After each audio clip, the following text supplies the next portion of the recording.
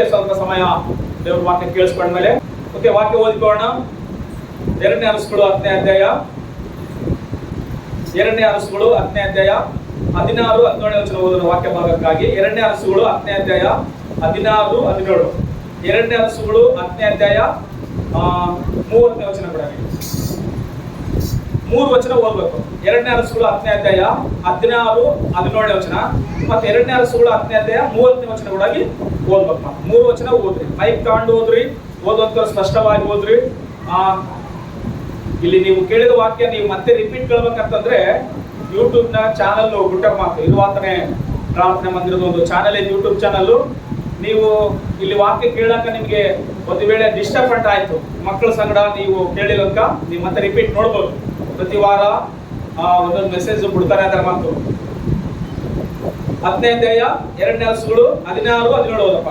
ಯೇಹುವು ಅವನನ್ನು ತನ್ನ ರಥದಲ್ಲಿ ಕುಳ್ಳಿರಿಸಿಕೊಂಡು ತನ್ನ ಜೊತೆಯಲ್ಲಿ ಬಂದು ಯೆಹೋವನಲ್ಲಿ ನನಗಿರುವ ಆಸಕ್ತಿಯನ್ನು ನೋಡು ಎಂದು ಹೇಳಿ ಅವನನ್ನು ಕೈ ಹಿಡಿದು ತನ್ನ ರಥದಲ್ಲಿ ಕರಕೊಂಡು ಹೋದನು. ಸಮರ್ಯವನ್ನು ಸೇರಿದ ನಂತರ ಅಲ್ಲಿ ಉಳಿದಿದ್ದ ಅಹಾಬನ ಸಂತಾನದವರೆಲ್ಲ ಸಂಹರಿಸಿ ಬಿಟ್ಟನು. ಹೀಗೆ ಯೆಹೋವನು ಎಲಿಯನ ಮುಖಾಂತರವಾಗಿ ಹೀಗೆ ಹೇಳಿಸಿದ ಮಾತೇನಾಯ್ತು? ನೆರವೇರಿತು. 30 ವಚನ ಓದಿದ್ರು ಸಾಕಿಗೆ. ಯೆಹೋವನು ಯೇಹುವಿಗೆ, ನೀನು ನನ್ನ ದೃಷ್ಟಿಗೆ ಸರಿಯಾದುದನ್ನು ನಡೆಸಿ ನನ್ನ ಮೆಚ್ಚುಗೆಯನ್ನು ಪಡೆದಿ ಅಹಾಬನ ಮನೆಯವರನ್ನು ಕುರಿತು ನನ್ನ ಚಿತ್ತವನ್ನು ನೆರವೇರಿಸಿದಿ. ನನ್ನ ಚಿತ್ತವನ್ನು ಏನ್ ಮಾಡಿ ನೀನು ನೆರವೇರಿಸಿದ್ದಿ. ಆದುದರಿಂದ ನಿನ್ನ ಸಂತಾನದವರು 4ನೇ ತಲೆಯವರೆಗೂ ಇಸ್ರಾಯೇಲ್ ಸಿಂಹಾಸನದ ಮೇಲೆ ಏನಾಗ್ತಾರವರು ಕುಳಿತುಕೊಳ್ಳುವರು ಎಂದು ಹೇಳಿದನು. ಸಾಕು. ವಾಕ್ಯ ಓದೋರು ಮಾತ್ರ ಬೈಬಲ್ ತೆಗೆದು ನೋಡ್ರಿ. ಎಲ್ಲರೂ ಈ ಕಡೆ ಗಮನ ಬಿಟ್ಟು ಕೆಲಸ ನೋಡ್ರಿ. ಭಕ್ತಿಯ ವೈರಾಗ್ಯ, ನನ್ನ ದೇವರಲ್ಲಿರುವ ಆಸಕ್ತಿ ಅನ್ನುವಂಥದ್ದು ಆ ಮಾತು ಹೇಳ್ತಾ ಇದೆ. ಓಕೆ, ಭಕ್ತಿಯ ವೈರಾಗ್ಯ ಇರುವಂತ ಒಂದು ಮಾತಿನ ಸಂದರ್ಭ ಇದು. ಜನರೇಷನ್ ಬದಲಾಗ್ತಾ ಇದೆ ಮಾತು. ರಾಜರು ಬದಲಾಗ್ತಾ ಇದ್ರೆ ಜನರು ನಿಜವಾದ ದೇವರನ್ನ ಆರಾಧನೆ ಮಾಡೋದು ಬಿಟ್ಟು ಜೀವ ಇಲ್ಲದ ವಿಗ್ರಹಗಳನ್ನ ಆರಾಧಿಸುವ ಕಾಲದಲ್ಲಿ ಜನರೇಷನ್ ಏನಾಗ್ತದೆ ಅಂದ್ರೆ ಇಚ್ಛೆನಿಡಿಯಾಗಿ ಪಾಪದಲ್ಲಿ ವಿರೋಧ ಇದ್ದಕ್ಕೋಸ್ಕರ ದೇವ್ರ ಶಾಪ ಭೂಮಿ ಮೇಲೆ ಮಳೆ ಇಲ್ಲದಂಗಾಗಿ ಮತ್ತೆ ದೇವ್ರ ಕನಿಕರಿಸಿ ದೇವ್ರ ಮಳೆಯನ್ನು ಅನುಗ್ರಹಿಸಿ ಭೂಮಿ ಮೇಲೆ ಬೆಳೆ ರೈತರಿಗೆ ಅವರ ಮುಖದಲ್ಲಿ ಮಂದಾಸ ನೋಡ್ತಾ ಇರೋ ಪರಿಸ್ಥಿತಿಯಲ್ಲಿ ದೇವರು ಏನ್ ಮಾಡ್ಯಾರ ಅಂತಂದ್ರೆ ಎಲಿಯನ ಮುಖಾಂತರ ಒಂದು ಮಾತನ್ನ ಬಿಡುಗಡೆ ಮಾಡಿದ ಮಾತು. ಅದನ್ನ ನಾನು ಓದಿಸಿದ್ದು ಮಾತು ಏನಂತಂದ್ರೆ 10ನೇ ಅಧ್ಯಾಯ 17ನೇ ವಚನ ನಾನು ಓದುತ್ತೀನಿ, ನೀವು ಕೇಳಿಸ್ಕೊಡ್ರಲ್ಲ. ಸಮರ್ಯವನ್ನು ಸೇರಿದ ನಂತರ 2ನೇ ಅರಸುಗಳು 10ನೇ ಅಧ್ಯಾಯ 17ನೇ ವಚನ ನಾನು ಓದ್ತಾ ಇದ್ದೀನಿ. ಸಮರ್ಯವನ್ನು ಸೇರಿದ ನಂತರ ಅಲ್ಲಿ ಉಳಿದಿದ್ದ ಅಹಾಬನ ಸಂತಾನದವರನ್ನೆಲ್ಲ, ಯಾರ ಸಂತಾನದವರು ಇವರು? ಅಹಾಬನ ಯಾರು? ಇಸ್ರಾಯೇಲರ 7ನೇ ಅರಸ ಮಾತು. ಇಸ್ರಾಯೇಲರಿಗೆ 19 ಅರಸರಿದ್ದಾರೆ, ಯೆಹೂದ್ಯರಿಗೆ 20 ಜನ ಅರಸರಿದ್ದಾರೆ.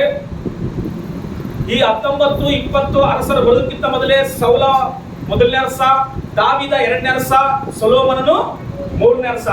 ಈ 3 ಅರಸರು ಟೋಟಲ್ ಇಡೀ ಇಸ್ರಾಯೇಲರನ್ನ ಯೆಹೂದ್ಯರನ್ನ ಕೂಡಿ ಆಡಳಿತ ಮಾಡಿದ್ರು. ಸೊಲೊಮೋನನ ಕಾಲ ಮುಗಿದ ಮೇಲೆ 2 ಭಾಗ ಆಯ್ತು. ದಕ್ಷಿಣ ದಿಕ್ಕು ಒಂದು ಕಡೆ ಆಯ್ತು, ಉತ್ತರ ಭಾಗ ಒಂದು ಕಡೆ ಆಯ್ತು. ಉತ್ತರ ಭಾಗಕ್ಕ ಇಸ್ರಾಯೇಲ್ ರಾಜರಾದ್ರು, ಉತ್ತರ ಭಾಗಕ್ಕ ಇಸ್ರಾಯೇಲ್ ರಾಜರಾದ್ರು, ದಕ್ಷಿಣ ಭಾಗಕ್ಕ ಯೆಹೂದ್ಯರ ರಾಜರಾದ್ರು. ಯಾರೆಲ್ಲ ಉತ್ತರ ಭಾಗಕ್ಕ ಇಸ್ರಾಯೇಲ್ ರಾಜರಾದ್ರು ಆ ರಾಜರೆಲ್ಲರೂ ದುಷ್ಟರು, ದುರ್ಮಾರ್ಗಿಗಳು ಮಾತ್ರ. ಯಾರು ಸಹ ದೇವರ ವಾಕ್ಯವನ್ನು ಕೈಕೊಂಡು ನಡೆಯಲಿಲ್ಲ. ಎಲ್ಲರೂ ಕುತಂತ್ರ ಹುಡುಕಿ, ಕುಯುಕ್ತಿ ಹುಡುಕಿ, ರಾಜ ಆದ ಕೂಡಲೇ ದೇವರ ವಿರುದ್ಧವಾಗಿ ಪಾಪ ಮಾಡಿ ವಿಪರೀತವಾದ ವಿಗ್ರಹಗಳನ್ನ ತಂದಂತ ಜನರು ಇಸ್ರಾಯೇಲ್ ರಾಜರು ಮಾತು. ಬೈಬಲ್ ನಲ್ಲಿ ಚರಿತ್ರೆ ಹೇಳ್ತಕ್ಕ ಮಾತು. ಆ ಚರಿತ್ರೆಯಲ್ಲಿ ಅಹಾಬಾನನು ಒಬ್ಬ ರಾಜ ಮಾತು. ಈತ 7ನೇ ಅರಸ ಅಂತ ಬೈಬಲ್ ಹೇಳ್ತಕ್ಕ ಮಾತು. ಈ 7ನೇ ಅರಸ ಬರೋದಿನ ಮೊದಲೇ 6 ಜನ ಅರಸರ ಆಗೋದ್ರು. 7ನೇ ಅರಸ ಬಂದು ಏನ್ ಮಾಡ್ಯಾರ ಅಂತಂದ್ರೆ ವಿಪರೀತವಾದ ಭಯಂಕರವಾದ ವಿಗ್ರಹಾರಾಧನೆಯನ್ನು ಏನ್ ಮಾಡಿದ್ರೆ ದೇಶದಲ್ಲಿ ತಗೊಂಬಂದ, ಇಸ್ರಾಯೇಲ್ ದೇಶದಲ್ಲಿ. ಎದಕ್ಕ ಭಯಂಕರವಾದ ವಿಗ್ರಹಾರಾಧನೆ ಇತ್ತ ತಗೊಂಬಂತಂದ್ರೆ ಬೈಬಲ್ ನಲ್ಲಿ ನಮಗೆ ಸ್ಪಷ್ಟವಾಗಿ ಹೇಳ್ತಕ್ಕ ಮಾತು. ಏನಂತ ಹೇಳ್ತಂದ್ರೆ, ಯಾವಾಗ ಹಿಜ್ಬೇಲನ್ನು ಮದುವೆ ಮಾಡಿಕೊಂಡು ಈ ಆಹಾಬನನು ಅವಾಗ ಎಂಬ ಬಾಳನ್ ದೇವತೆಯನ್ನು ತಂದು ಏನ್ ಮಾಡಿದಂದ್ರೆ ಜನರನ್ನ ಆರಾಧನೆ ಮಾಡ್ಲಿಕ್ಕೆ ಪ್ರೇರೇಪಿಸಿದಂತೆ.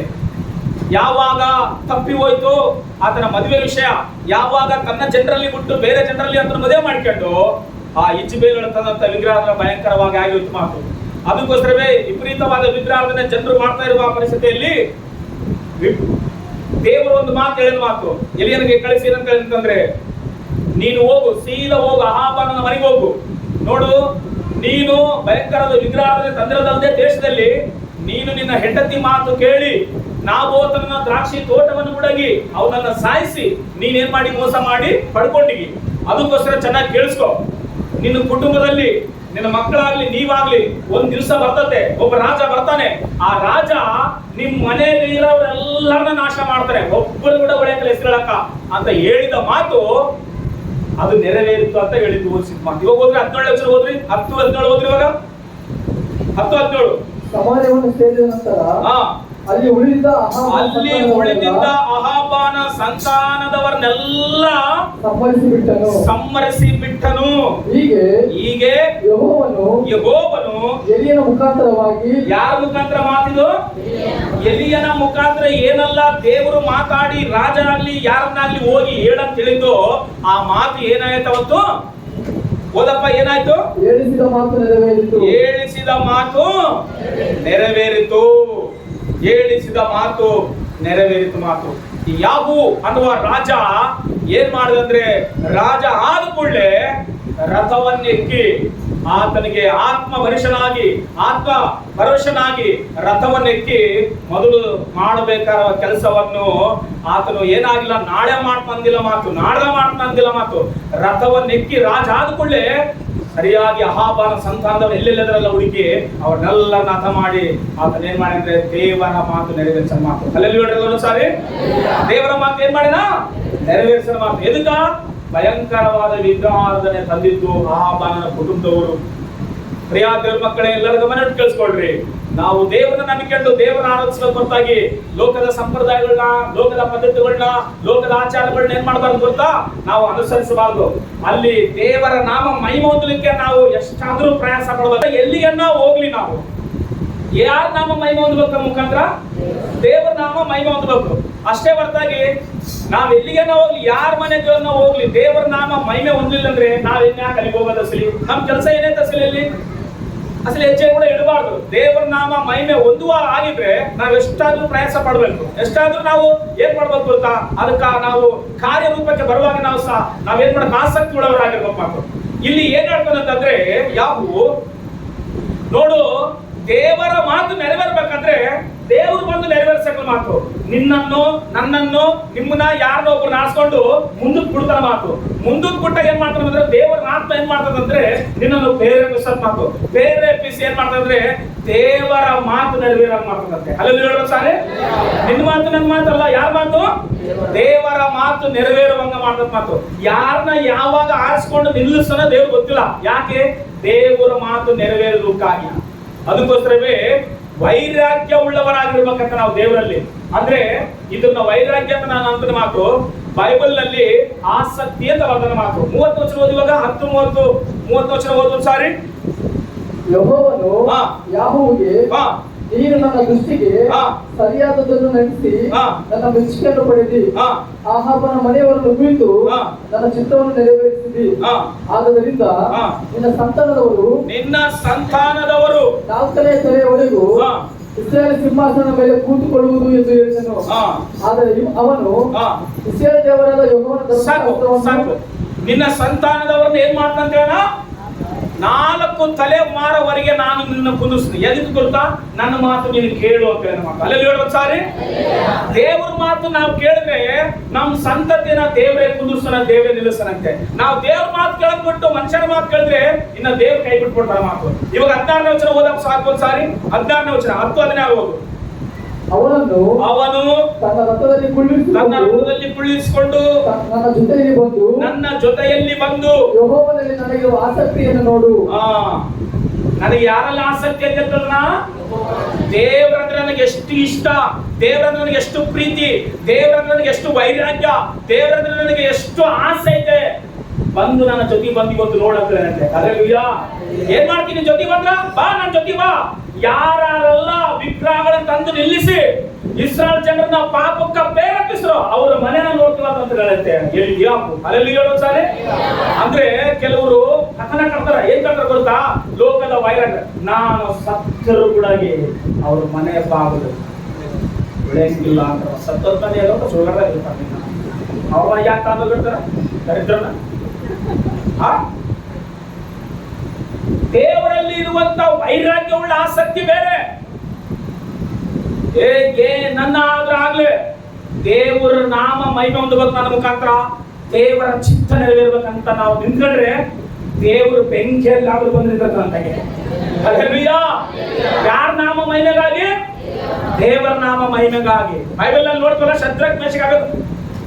ನಾನು ನಿಲ್ಲಿಸಿದ ವಿಗ್ರಹಕ್ಕೆ ಯಾರಾದ್ರೂ ಅಡ್ಡ ಬೀಳಲಾರದೆ ಹೋದ್ರೆ ನಿಮ್ಮನ್ನ ಈ ಬೆಂಕಿಗೆ ಹಾಕ್ನಂತಂದ್ರೆ ಎಲ್ಲರ ಅಡ್ಡ ಬೀಳಕ್ಕೆ ಸಿದ್ಧವಾಗಿದ್ರು. ಮೂವರು ಮಾತ್ರ ನಿಂತ್ಕೊಂಡಿದ್ರು ಬೆನ್ನು ತೋರಿಸಿ. ಯಾರು? Shadrach Meshach Abednego. ಎಲ್ಲರೂ ಅಡ್ಡ ಬಿದ್ದಾರ, ನೀವು ಕೂಡ ಅಡ್ಡ ಬೀಳ್ಬಿಡ್ರಿ ಅಂದ್ರ. ಎಲ್ಲರೂ ಪ್ರಾಣದ ಮೇಲೆ ಆಸೆ ಇಟ್ಕೊಂಡ್ರ. ಪ್ರಾಣವನ್ನು ಕಾಪಾಡೋದ್ರ ಮೇಲೆ ನಾವು ಆಸೆ ಇಟ್ಕೊಂಡ್ರ. ಎಲ್ಲರ ಎತ್ತ ಮೇಲೆ ಆಸೆ ಇಟ್ಕೊಂಡ್ರ? ಪ್ರಾಣದ ಮೇಲೆ ಆಸೆ ಇಟ್ಕೊಂಡ್ರ. ಹೋಗ ಪ್ರಾಣನ ನೀನ್ ಹಿಡ್ಕೊಂಬಕ್ಲ, ನಾನು ಹಿಡ್ಕೊಂಬಕ್ಲ. ಹೋಗೋದು ಹೋಗತ್ತ. ಸಾಯೋದಕ್ಕಾಗಿ ಚಿಂತೆ ಮಾಡಬೇಡ, ಇದ್ದು ಸಾಧನೆ ಮಾಡೋದಕ್ಕಾಗಿ ಚಿಂತೆ ಮಾಡ್ಬೇಕು. ಹಲ್ಲೆಲೂಯಾ. ಸಾಯೋದಕ್ಕಾಗಿ ಚಿಂತೆ ಮಾಡಬೇಡ, ಅದು ಬಂದು ಅದು ಪಾಡಿಗೆ ಹೋಗ್ತದ. ಕನಿಕರ ಇಲ್ಲ ಮರಣಕ್ಕೆ, ಕನಿಕರ ಇಲ್ಲ ಪ್ರೇದರ ಮಕ್ಕಳ ಮರಣಕ್ಕೆ. ಸಣ್ಣ ಹುಡುಗರು, ದೊಡ್ಡವರು, ಶ್ರೀಮಂತ, ಬಡವ, ಇವಾಗ ಮದುವೆ ಆಗೈತಿ, ಅವಾಗ ಮದುವೆ ಆಗೈತಿ, ಇವಾಗ ಮಕ್ಕಳಾಗ್ಯಾರ, ಸಣ್ಣ ಹುಡುಗಿ, ದೊಡ್ಡ ನೋ ಕನಿಕರ ಇಲ್ಲಿದ್ದು ಮರಣ ಪ್ರತಿದಿನ ಮನೆ ಬಾಗಿಲಿಗೆ ಬಂದು ತಡ್ತಾ ಇರ್ತದಂತೆ. ನಾನು ಬಂದಿನಿ ಅಂತಂತೆ ದೇವ್ರು ಹೇಳ್ತಾನಂತೆ. ಇವತ್ತು ನಿಮ್ ಕೆಲಸ ಎಲ್ಲ ಹೋಗಂತ ಹೇಳ್ತಾನೆ. ಅಲ್ಲೆಲ್ಲ ಹೇಳೋದು ಸಾರಿ. ಪ್ರತಿದಿನ ಮನೆಗೆ ಬರ್ತಂತೆ. ಇವತ್ತು ಉಳಗಿ ನಮ್ಮ ಮನೆಗೆ ಬರ್ತಂತೆ ಮರಣ. ಇವತ್ತು ಕೂಡ ಬಂದಿರೋದಂತೆ. ಬಂದಿರೋದ್ರ ದೇವ್ರು ಹೇಳ್ತಾನಂತೆ ಇನ್ನ ಕೆಲಸ ಇಲ್ಲ, ಹೋಗು ನೀನು ಅಂತಂತೆ. ದೇವರು ಅನುಮತಿ ಪಡ್ತಕ್ಕ ನಿನ್ನ ತಲೆಯಲ್ಲಿರುವ ಕೂದಲು ಕೂಡ ಬೆಳಕಲ್ಲ ಗೋಬಿಗೆ ಅಂತ. ಅಲ್ಲೆಲ್ಲ ಹೇಳೋದು ಸಾರಿ. ರಾಜಾ, ನೀನು ನಿಲ್ಲಿಸಿರುವ ಆ ಪ್ರತಿಮೆಗೆ ನಾವು ಅಡ್ಡ ಬಳಂಗಿಲ್ಲ. ನೀನು ಬೆಂಕಿ ಹಾಕಂತೀಯಲ್ಲ, ಬೆಂಕಿ ಹಾಕು ಪರವಾಗಿಲ್ಲ, ನಾವು ಮಾತ್ರ ನೀನು ನಿಲ್ಲಿಸಿದ ಪ್ರತಿಮೆಗೆ ಅಡ್ಡ ಬಳಂಗಿಲ್ಲ ಅಂತ. ಅದಕ್ಕೋಸ್ಕರವೇ ದೇವರು ಅವ್ರಿಗೋಸ್ಕರ ಆಕಾಶವನ್ನು ಬಿಟ್ಟು ಭೂಮಿಗೆ ಬಂದಂತೆ. ಅಲ್ಲಿ ಸಾರಿ. ದೇವರಲ್ಲಿರುವ ವೈರಾಗ್ಯವನ್ನು ಯಾಹೂದಲ್ಲಿ ನೋಡ್ತು ಮಾತ್ರ. ನೋಡ ನನ್ನ ಜೊತೆ ಒಂದು ಕೂತೆ ಇವತ್ತು ನಾನು ಎಲ್ಲರಿಗೂ ಹೋಗ್ತೀನಿ, ಏನ್ ಮಾಡ್ತೀನಿ ನೋಡಂತೆ. ಅಹಾಬಾನನ ಮನೆಯ ಸಂತಾನದವರನ್ನೆಲ್ಲರನ್ನ ಸಂಹಾರ ಮಾಡಿ ದೇವರ ಚಿತ್ತವನ್ನು ಎಲ್ಲಿಯನ ಮುಖಾಂತರ ಹೇಳಿದ ಮಾತು ನೆರವೇರಿಸಂತೆ. ಯಾಹೂ ನೀನು ಯಾರ ಮಾತು ನೆರವೇರಿಸಲಿಕ್ಕೆ ಮಾತು ಜನರ ಮುಂದೆ ಸವಾಲು ಹೇಳ್ತಿ. ಮಗ ಮಗಳು ಮನೆಯಲ್ಲಿ ತಪ್ಪು ಮಾಡಿದ್ರೆ ಹೇಳಿದ ಮಾತು ಕೇಳೋದು ಗೊತ್ತಾ? ಒಂದು ವೇಳೆ ನಾವು ನೋಡಿದ ಕಡೆ ಮದುವೆ ಮಾಡ್ಕೊಳ್ಳಿಲ್ಲ ಅಂದ್ರೆ, ನಾವು ನೋಡಿದ ಕಡೆ ವಿವಾಹ ಮಾಡ್ಕೊಳ್ಳಿಲ್ಲ ಅಂದ್ರೆ, ಅವ್ರ ಇಷ್ಟಾನುಸಾರ ಬಂದು ಹೋಗಿ ಪ್ರೇಮಿಸಿ ಎಲ್ಲೋ ತಾಳ್ಕಡೆಗೆ ಬಂದ್ರೆ ಏನಂತ ಗೊತ್ತಾ? ನೀನು ನನಗೆ ಮಗ ಅಲ್ಲ, ನಾನು ನಿನಗೆ ತಾಯಿ ಅಲ್ಲ, ನಾನು ನಿನಗೆ ತಂದೆ ಅಲ್ಲ ಅಂತ ಶಪಥ ಕಡಿದು ಮಾತು. ಅದು ಲೋಕದ ವ್ಯವಹಾರ ಇರ್ಬೇಕು. ಯಾಕಂದ್ರೆ ಗೌರವ ಕಾಪಾಡಿಕೊಳ್ಳಿಕ್ಕಾಗಿ ಆ ರೀತಿಯ ವ್ಯವಹಾರ ಮಾಡಿದ್ರೆ ಆಮೇಲೆ ಸ್ವಲ್ಪ ದಿನಗಳಾದ್ಮೇಲೆ ಇನ್ನ ಎತ್ತಿದ್ದು ಕರಳಲ್ಲ, ತಪ್ಪಿದ್ದಲ್ಲ, ಏನ್ ಮಾಡ್ತಾರೆ? ಹಂಗೆ ಕನಿಕರಿಸರ ಮಾತು, ದಯ ತೋರಿಸ್ತಾರೆ. ಲೋಕದಲ್ಲಿ ಆ ವೈರಾಗ್ಯ ಮಾತಾಡಲ್ಲ. ಇನ್ನ ಮದ್ಯಪಾನ ಮಾಡಿದ್ರೆ ಮಾತುಗಳಂತೆ ಹೇಳಂಗಿಲ್ಲ ಬಿಡ. ಅವರು ನಿಸಿಯರಲ್ಲಿ ನೋಡ್ಬೇಕು ಅವ್ರ ಮಾತುಗಳು. ನಾನಂದ್ರೆ ಏನನ್ಕಂಡ್ವಿ ಹುಡುದು ನಿಂದ್ರಕ್ ಸತ್ತದಂಗ ಆಗಿತ್ತು. ಹಿಂಗೆಲ್ಲ ಮದು ನಾನಂದ್ರೆ ದೂಕಿನ ಬಿಡ್ತೀವಾಗಷ್ಟೇ. ಅವರು ಶಪಥಗಳು ಮಾಡ್ತಾರೆ ಅಸಲಿ. ಅವರು ವೈರಾಗ್ಯ ಮಾತು ಮಾತಾಡ್ತಾರೆ. 3 ತರ ವೈರಾಗ್ಯ ಇದೆ ಪ್ರಪಂಚದಲ್ಲಿ. ಎಷ್ಟರ? 3 ತರ ವೈರಾಗ್ಯ, 3 ತರ ನಿರ್ಣಯ ತಗೊಂತಾರಂತೆ. ಸಡನ್ ಆಗಿ ಯಾರನ್ನ ಸದರ್ಕ ಹೋಗಿ ಅಂತ ಮಾತು ಅಂತ ಮ್ಯೂಸಿಕ್. ಅವಾಗ ಎದಕ್ಕೆ ಹೇಳ್ರಿ? ಏನಿಲ್ಲ ಒಳ್ಳೆ ಜೀವನದಾಗ ಯಾವಾಗ ಯಾರನ್ನ ಹೋಗ್ಬೇಕ ನನ್ನ ಮಗನಿಗೆ ಅವಾಗ ಏನಿಲ್ಲ ಅಸಿಲಿ, ಲೈಫ್ ಏನಿಲ್ಲ ಬಸಿಲಿ. ಅವ ನಿರ್ಣಯ ನೋಡ್ಬೇಕು. ಅವಾಗ ಸಣ್ಣ ನಾವು ಲೇ ಏನನ್ನ ಅಲ್ಲಿ 4 ಜನಕ್ಕೆ ಒಳ್ಳೇದು ಮಾಡ್ಬೇಕಲ್ಲೇ, ಇದಕ್ಕೆ ಬದುಕ್ಬೇಕಲ್ಲೇ ಇವ್ರು ನನ್ನ ಸಡನ್ ಆಗಿ ನಿರ್ಣಯ ಮಾಡ್ತಾರ. ಕೆಲವರು ಹಿಂಗೆ ಚರ್ಚೆಗೆ ಬಂದಾಗ, ಹಾಡುಗಳು ಆಡೋದ್ನಾಗ, ಆರಾಧನೆ ಮಾಡೋದ್ನಾಗ, ವಾಕ್ಯ ಹೇಳೋದ್ನಾಗ ಇದು ನನಗೆ ಸುಸೂತ್ರ ವಾಕ್ಯ. ನೀವು ಅನಿಚತ್ತ ಮಾಡಕಲ್ ದೇವ್ರೆ, ನೀವು ಅನಿಚತ್ತ ಮಾಡಕಲ್ ದೇವ್ರೆ, ಎಲೆ ತಕನ ವಾಕ್ಯ ಕೇಳಿ ಹೊರಗಡೆ ಹೋಗತಕ್ಕನ, ಅದೊಂಥರ ವೈರಾಗ್ಯ. ಇವೆರಡೂ ಅಷ್ಟೇ. ಆದ್ರೆ ಇನ್ನೊಂದು ಆಸಕ್ತಿಯಾದ ವೈರಾಗ್ಯ ಇರ್ತದಲ್ಲ, ದೇವರ ವಾಕ್ಯ ಕೇಳುವಾಗ ಮಾತ್ರ ಅಲ್ಲ, ಆರಾಧನೆಯಲ್ಲಿ ಇರುವಾಗ ಮಾತ್ರ ಅಲ್ಲ, ಪ್ರಾರ್ಥನೆಗೆ ಬರುವಾಗ ಮಾತ್ರ ಅಲ್ಲ, ಭೂಮಿ ಮೇಲೆ ಜೀವ ಇರುವ ತನಕ ಅದು ವೈರಾಗ್ಯ. ನಾನು ದೇವರ ಮೇಲೆ ಸತ್ತೊಳ ಬಿಟ್ಟಕ್ಕಾಗ್ಬೇಕು ಹಂಗೆ, ಅದು ವೈರಾಗ್ಯ. ಅಂದ್ರೆ ಅಲ್ಲಿ ಹೇಳೋದು ಸಾರಿ, ದೇವ್ರ ನೆಮ್ಮಿನ ಮತ್ತೆ ಏನ್ ಮಾಡ್ಬೇಕಪ್ಪ, 4 ಜನ ಅಂತ ನಾರಾಯಣ ಗುಂಪುಲು ಹೋಯ್ತು ಅಂದ್ರೆ ಇನ್ನು ವೈರಾಗ್ಯ ಇನ್ಯಾರಿಗೆ ವೈರ ಕಟ್ಟಿ ಅಳಿಬೇಕು ನಿನ್ನ ಹಂಗೆ ಕರೆಯೋದಲ್ಲ. ವೈರಾಗ್ಯ ಅಂದ್ರೆ ದೇವ್ರಿಗೋಸ್ಕರ ನಿಂತ್ಕೊಳ್ಬೇಕಷ್ಟೇ, ಆಸಕ್ತಿ ಉಳ್ಳವನಾಗಿರ್ಬೇಕಂತಷ್ಟೇ. ಈ ಭೂಮಿಯಲ್ಲಿ ಆಸಕ್ತಿ ಉಳ್ಳವರನ್ನ ಬಹಳ ಜನ ದೇವ್ರ ಏನ್ ಮಾಡಿದ್ರೆ ನೋಡಿ ಜನ ಮಾತು, ಬಹಳ ಜನ ಭೂಮಿಯಲ್ಲಿ ಆಸಕ್ತಿ ಉಳ್ಳವರನ್ನ. ಆದ್ರೆ ಬೈಬಲ್ ನಲ್ಲಿ ಕೆಲವರು ದೇವ್ರಿಗೋಸ್ಕರ ಆಸಕ್ತಿ ಉಳ್ಳವರಾಗಿರಪ್ಪ. 1ನೇ ಅರಸುಗಳು 21ನೇ ಅಧ್ಯಾಯ 25ನೇ ವಚನ ಓದೋದು ಸಾರಿ. ಯಾವ ರೀತಿ ಎಲಿಯನ ಆಸಕ್ತಿಯ ಭಕ್ತಿ ನೋಡಿಸ್ತಾ ಮಾತು. 21ನೇ ಅಧ್ಯಾಯ 25ನೇ ವಚನ ಓದಪ್ಪ. 1ನೇ ಅರಸು 21, 25 ಹೋಗ್ರಿ. ಹೆಂಡತಿಯಾದ ಇಸಬೇಲಳಿಂದ ಪ್ರೇರಿತನಾಗಿ ಯೆಹೋವನ ದೃಷ್ಟಿಯಲ್ಲಿ ಕೆಟ್ಟದ್ದಾಗಿರುವುದನ್ನು ಮಾಡುವುದಕ್ಕೆ ತನ್ನನ್ನೇ ಮಾರಿಬಿಟ್ಟ. ತನ್ನನ್ನೇ ಏನ್ ಮಾಡ್ಕೊಂಡನ? ಮಾಡ್ಕೊಂಡ್ಬಿಟ್ಟನ. ಆಹಾಬನಂತ ದುಷ್ಟನು ಇನ್ನೊಬ್ಬನಿರ್ಲಿಲ್ಲ ಅಂತ ಇಸ್ರಾಯೇಲ್ ರಾಜನಲ್ಲಿ. ಹಲ್ಲೆಲೂಯಾ. 1ನೇ ಅರಸು 18:18 ಹೋದ ಮಂಗೆ. 1ನೇ ಅರಸು 18:18. ಅದಕ್ಕೆ ಅವನು ಅವರಿಗೆ ಆಪತ್ತನ್ನು ಬರಮಾಡಿದವನು ನಾನಲ್ಲ, ಆಪತ್ತು ಬರಮಾಡಿದವನು ನಾನಲ್ಲ. ಯೆಹೋವನ ಆಜ್ಞೆಗಳನ್ನು ಉಲ್ಲಂಘಿಸಿ. ಯಾರ ಆಜ್ಞೆಗಳನ್ನು ಉಲ್ಲಂಘಿಸಿ? ನೀನು ಯೆಹೋವನ ಆಜ್ಞೆಗಳನ್ನು ಉಲ್ಲಂಘಿಸಿ ಬಾಳನ ವಿಗ್ರಹಗಳನ್ನು ಪೂಜಿಸಿದ ನೀನು, ನಿನ್ನ ಮನೆಯವರು, ನೀನು ನಿನ್ನ ಮನೆಯವರು ಅದಕ್ಕೆ ಕಾರಣರು. ಸಾಕು. ಹೆಂಡತಿಯ ಯಾವಾಗ ವಿಗ್ರಹಗಳನ್ನು ತಂದು ಅವಾಗ್ಲಿಂಚ ಊರ್ನೇ ಕೆಡಿಸಿ ನಾಶ ಮಾಡಿದವರು ನಾವಲ್ಲ, ನೀನು ನಿನ್ನ ಮನೆಯವರ ಹತ್ರ ಎಲ್ಲಿಗೆ ಬಂದು ದೇವರಿಗೋಸ್ಕರ ವೈರಾಗ್ಯವನ್ನು ನಿಂತ್ಕೊಂಡನ. ಅದಕ್ಕೋಸ್ಕರವೇ ನೋಡ್ರಿ ಪ್ರಜೆಗಳೇ, ಎಲ್ಲ ಗಮನ ಇಟ್ಟು ಕಳಿಸ್ಕೊಡ್ರಿ. ಇಲ್ಲಿಗೆ ಮಳೆ ಇಲ್ಲ, ಭೂಮಿ ಮೇಲೆ ತಿನ್ಲಿಕ್ಕೆ ಆಹಾರ ಇಲ್ಲ, ಬರ್ತಾ ಇದೆ 3 ವರ್ಷ 6 ತಿಂಗಳಾಯ್ತು ಮಳೆ ಬಂದಿಲ್ಲ. ನೀವು ಎಷ್ಟು ತನಕ 2 ಮನಸ್ಸುಳ್ಳವರಾಗಿರ್ತೀರಿ? ಯೆಹೋವ ದೇವರಾದ್ರೆ ಆತನಿಗೆ ಆರಾಧನೆ ಮಾಡ್ರಿ, ಇಲ್ಲ ಬಾಳನ್ ದೇವರಾದ್ರೆ ಬಾಳನ್ಗೆ ಆರಾಧನೆ ಮಾಡಲ್ಲ. ಬನ್ರಿ ಎಲ್ಲರೂ ಬೆಟ್ಟಕ್ಕೆ ಹೋಗೋಣ ಅಂತೇಳಿ ಎಲ್ಲರೂ ಬೆಟ್ಟಕ್ಕೆ ಕರ್ಕೊಂಡು ಹೋಗಿ ಮಾತು ಓದ್ ಒಂದ್ಸಾರಿ. 2ನೇ ಅರಸು 1ನೇ ಅರಸುಗಳು 18ನೇ 36ನೇ ವಚನ ಓದಿ ಇವಾಗ. 1ನೇ ಅರಸುಗಳು 18ನೇ 36ನೇ ವಚನ. ಸಂಧ್ಯಾ ನೈವೇದ್ಯದ ಹೊತ್ತಿಗೆ ಪ್ರವಾದಿಯಾದ ಎಲಿಯನು ವೇದಿಯ ಹತ್ತಿರ ಬಂದು ಅಬ್ರಹಾಮ್ ಇಸಾಕ್ ಇಸ್ರಾಯೇಲರ ದೇವರೇ, ಯೆಹೋವನೇ ನೀನೊಬ್ಬನೇ ಇಸ್ರಾಯೇಲ್ ಏನಾಗಿ ದೇವರಾಗಿರ್ತೀಯ ಎಂಬುದನ್ನು, ನಾನು ನಿನ್ನ ಸೇವಕನಾಗಿರ್ತೇನೆ ಎಂಬುದನ್ನು, ಇದನ್ನೆಲ್ಲ ನಿನ್ನ ಅಪ್ಪಣೆ ಮೇರೆಗೆ ಮಾಡಿದ್ದೇನೆ ಎಂಬುದನ್ನು ಇವತ್ತೇ ತೋರಿಸಿಕೊಡು.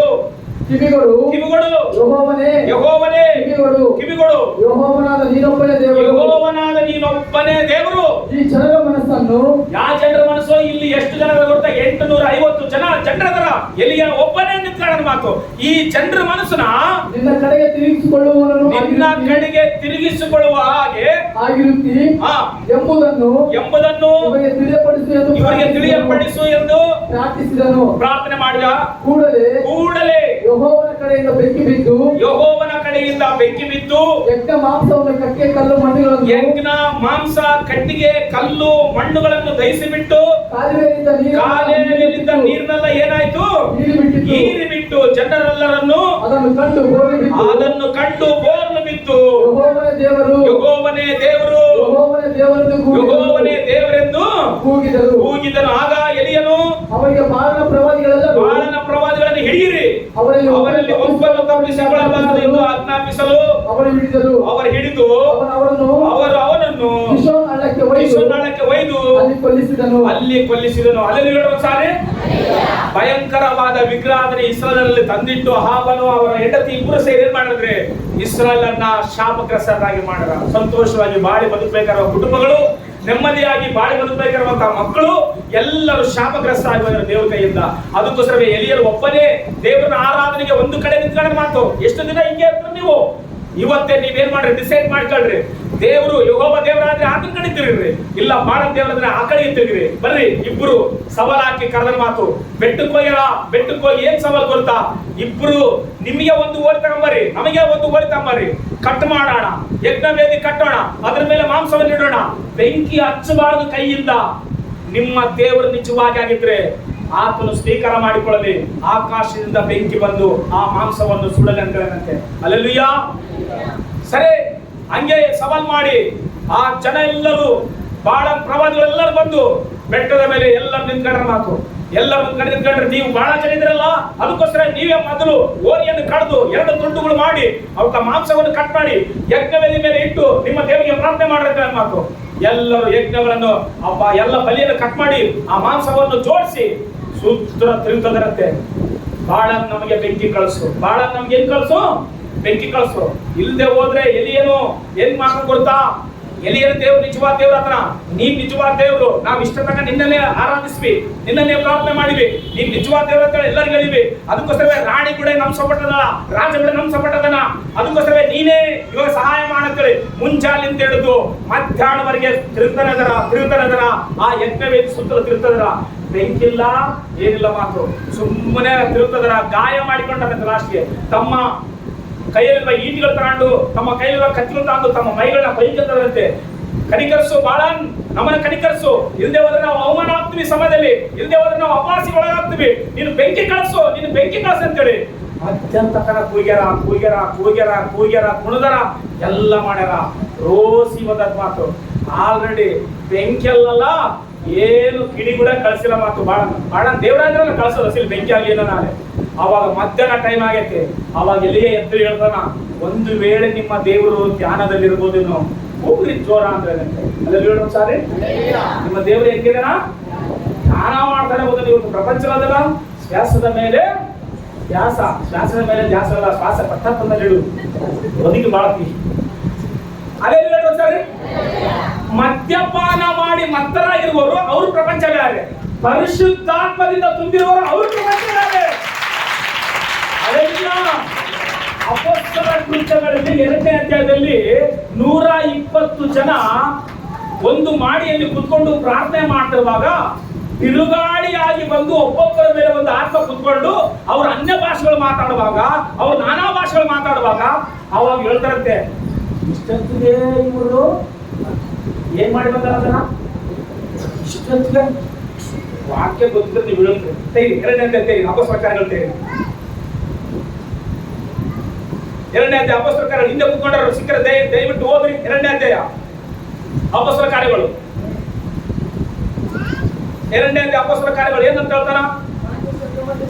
ಎಷ್ಟನೇ ವಚನ? 2ನೇ ಅಧ್ಯಾಯ 1ನೇ ವಚನ. ಅದನ್ನ ಹೋದ್ರೆ ನಾನು ಇನ್ನೊಂದು ಹುಡುಕಿ ನಿಮಗೆ ಕೊಡ್ತೀನಿ. ಹೋದ್ರೆ ಪಂಚಾಶತ್ತಮದಿಂದ ಅಪ್ಪವರು ಬಂದಿರಲಾಗಿ ಅವರೆಲ್ಲರೂ ಏಕಮನಸ್ಸಿನಿಂದ ಒಂದೇ ಸ್ಥಳದಲ್ಲಿ ಕೂಡಿದ್ದರು. ಆಗ ಬಿರುಗಾಳಿ ಬೀಸುತ್ತಲೋ ಎಂಬಂತೆ ಪಕ್ಕನೆ ಆಕಾಶದೊಳಗಿಂದ ಒಂದು ಶಬ್ದ ಉಂಟಾಗಿ ಅವರು ಕೂತಿದ್ದ ಮನೆಯಲ್ಲೆಲ್ಲ ತುಂಬಿಕೊಂಡಿತ್ತು.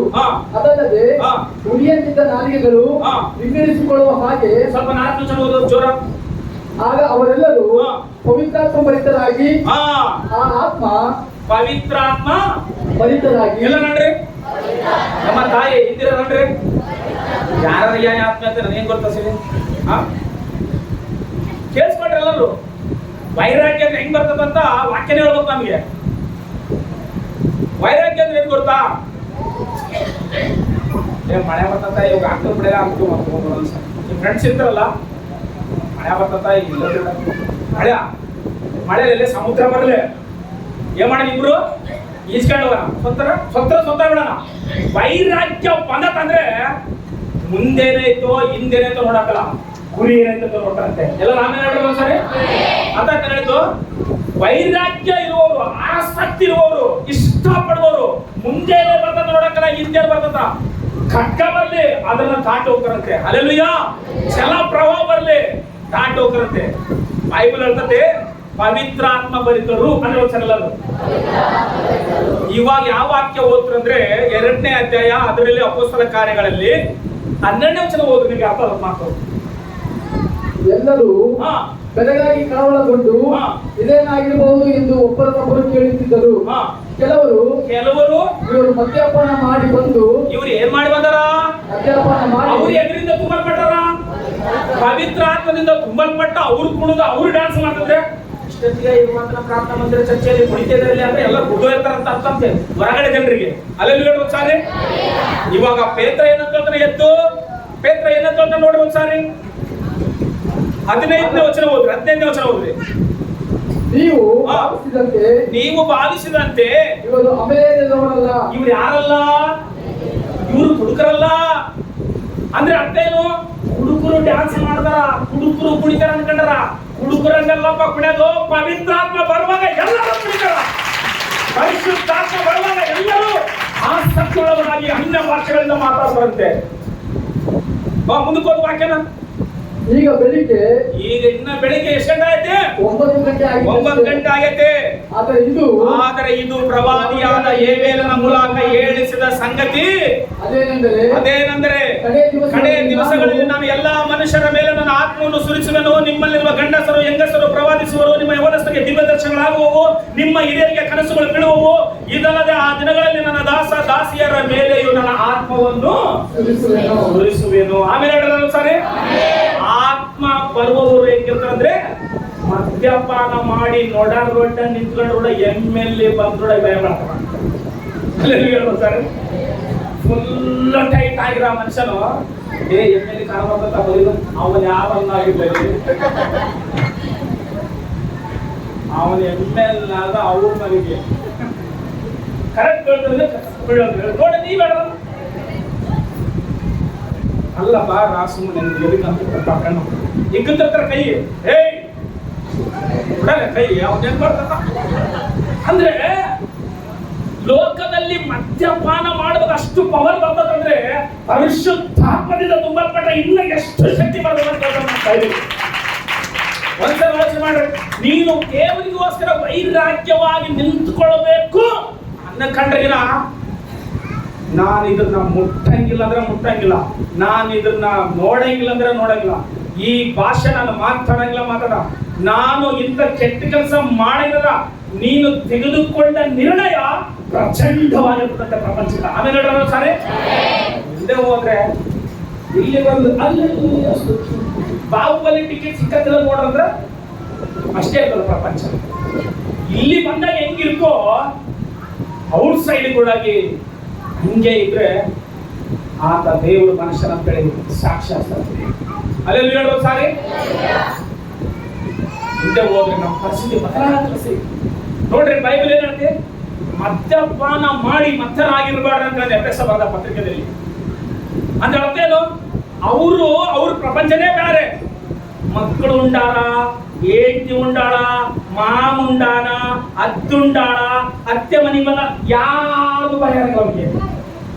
ಅಲ್ಲೆಲ್ಲ ಯಾವ್ದು ಭಯ ಅದೆಲ್ಲ ಹಿಡಿದೋಗ್ಬಿಟ್ಟು ಸುಮ್ಮನೆ ಕೆಲಸ ರಾತ್ರಿ ಏನು ಮಾಡ್ತಿದ್ದಾಗ ಅಂತ ತಗೊಂಡಾಗ ಸುಮ್ಮನೆ ಹಂಗೆ ಸುಮ್ಮನೆ ಸ್ವತಃ ನಾವು ಏನ್ ಮಾಡಕ್ಕಿಲ್ಲ. ರಾತ್ರಿ ಮಾಡ್ತಿದ್ದ ಮಗನ ನೋಡಂಗಿಲ್ಲ ಸುಮ್ಮನೆ ತೆನವೇಶ ಯಾರು ನೋಡಿ ಹೋಗ್ಬಿಡ್ತಪ್ಪ ಏನೋ ರಾತ್ರಿ. ಇವಾಗ ಹೇಳ್ರಿ ರಾತ್ರಿ ಪರಿಶುದ್ಧಾತ್ಮದಿಂದ ತುಂಬಿದಾಗ ಹಂಗಿರ್ತೀವಿ ಲೋಕಕ್ಕೆ ನಾವು. ಅಲ್ಲೆಲ್ಲೂಯ. ಪವಿತ್ರಾತ್ಮ ನಮ್ಮ ಮೇಲಿರುವಾಗ, ಪರಿಶುದ್ಧಾತ್ಮ ನಮ್ಮ ಒಳಗಿರುವಾಗ ಪ್ರಪಂಚಕ್ಕ ಏನ್ ಎದುರು ಬಂದ್ರು ನಿಂತ್ಕೊಳ್ತದೆ. ಯಾಕೆ ಗೊತ್ತಾ? ಪ್ರಪಂಚದಲ್ಲಿ 2 ವರ್ಷ ಒಂದ್ ದಿವಸ ಮತ್ತು ಕೂಡ ಅವರಿಗೆ ಯಾರಿಗೆ ಭಯ ಬರಲಿಲ್ಲ. ಮತ್ತೆ ಟ್ರೈ ಮಾಡಬೇಡ್ರಿ. ಏನು ಫಾಸ್ಟ್ ಬಹಳ ಪವರ್ನಾಗಿಳನ ಅಂತ ಅನ್ಕೋಬೇಡ. ಅದು ಏನ್ ಮಾಡ್ತಂತ ಹೇಳ, ಫಸ್ಟ್ ನೀನು ಎಂಜಾಯ್ ಮಾಡ್ಸತ್ತಷ್ಟೇ. ಎಂಜಾಯ್ ಮಾಡ್ಸತ್ತ ಲಾಸ್ಟ್ಗೆ ನಿನ್ನ ಏನ್ ಮಾಡ್ತದಂದ್ರೆ ಹುರಿದೋಗಿದ್ದು ರೊಟ್ಟಿ ಸೇಂದ್ರ ಗತಿ ಕಲ್ಸೋದು. 2ನೇದು ಅರ್ಧೋಗಿರುವ ಬಟ್ಟೆಗಳು ಉಳಿಸತ್ತ. 3ನೇದು ನಿನಗೆ ಮಾನ ಮರ್ಯಾದೆ ತೆಗೆದಾಕ್ತದ. 4ನೇದು ನಿನ್ನ ಮನೆ ಗೌರವ ತೆಗೆದಾಕ್ತದ. ಅಲ್ಲೆಲ್ಲೂಯ. ಎಲ್ಲ ತೆಗೆದಾಕಿ ನಿನ್ನನ್ನು ಲಾಸ್ಟ್ಗೆ ಒಂಟಿಯಾಗಿ ಹೊತ್ಕೊಂಡು ಹೋಗ್ತದ. ಅದು ಮದ್ಯಪಾನಿಕರ ಪವರ್. ಬೈಬಲ್ ನಲ್ಲಿ ಬರ್ತದೆ. ಅದ್ರ ಹತ್ತಿರ ಕೂಡ ಹೋಗಬಾರ್ದಂತೆ. ನಾನು ಹೇಳ್ತಾನೆ, ಕೆಂಪಗೆ ಕಳಕಳಿಸುವ ಪಾತ್ರೆಯಲ್ಲಿರುವ ಮೇಲೆ ಕಣ್ಣಿಡಬೇಡ, ಅದು ಆವಿನಂತೆ ಮೆಲ್ಲಗೆ ಗಂಟಲಿಂದ ಇಳಿದೋಗಿ ಆವಿನ ತರ ಕಚ್ಚುತ್ತದೆ ಒಳಗ, ಕಚ್ಚಿದ ಕೂಡ ಗೊತ್ತಾಗದಂತ ಸಿರಿ. ಅಲ್ಲಿ ಹೇಳೋದು ಸಾರಿ, ಆಫ್ರಿಕಾ ದೇಶದವರು ಕಳ್ಳಿನ ಹಿಡ್ಕೋಬೇಕಂದ್ರೆ ಏನ್ ಪ್ಲಾನ್ ಮಾಡ್ತಾರ ಗೊತ್ತಾ? ಬ್ಲಡ್ ಇರ್ತದಲ್ಲ, ಪ್ರಾಣಿಗಳ ಬ್ಲಡ್ ತಗೊಂಡು ಒಣಗಿ ಹಾಕ್ತಾರಂತೆ. ಒಣಗಿ ಹಾಕ್ತಾರೆ. ಒಂದ್ ದಿವಸ ಒಣಗಿ ಹಾಕ್ತಾರೆ, ಒಂದು ಪದ್ರೆ. ಎರಡನೇ ದಿವಸ ಒಣಗಿ ಹಾಕ್ತಾರೆ, ಎರಡನೇ ಪದ್ರೆ. ಒಣಗಿ ಹಾಕಿದ್ದು ಪದ್ರೆಗಳು ಈ ತರ ಇರ್ತ ಮಾತು. ಬ್ಲಡ್ ಪದ್ರೆ ಒಣಗಿರ್ತಾರೆ, ತಗಂತರ ಒಂದ್ ಕಡೆ ಇಡ್ತಾರ.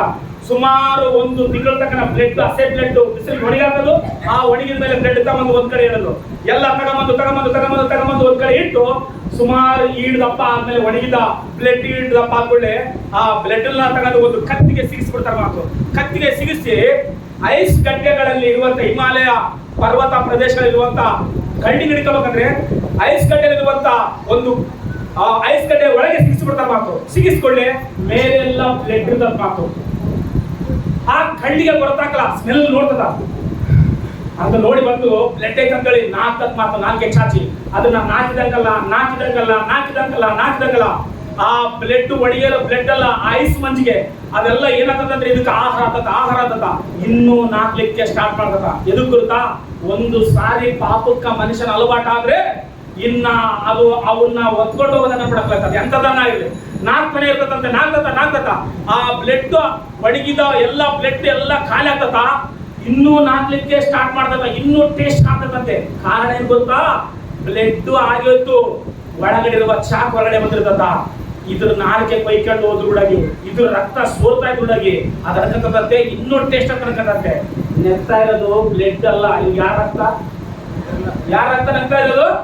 ತನ್ನ ರಕ್ತ ನೆಕ್ಲಿಕ್ಕೆ ಆರಾಮ ಮಾಡ್ತಾ. ಯಾಕೆ ಗೊತ್ತಾ? ಆ ಬ್ಲಡ್ ಅವ್ರು ಯಾವ್ದು ಸಿಗಿಸಿರ್ತಾರಂತ ಚೂಪಾದ ಕತ್ತಿಗೆ ಸಿಗಿಸಿ ಉಳಿಸಿಟ್ಟಿರ್ತಾರಂತೆ. ಕಳ್ಳಿಗೆ ಗೊತ್ತಾ ಸಿರಿ, ಇದು ಯಾವ್ದೋ ಪ್ರಾಣಿಯ ಬ್ಲಡ್ ಅನ್ಕಂತದಂತೆ. ಆದ್ರೆ ಅದನ್ನ ನಾಕ್ತಾ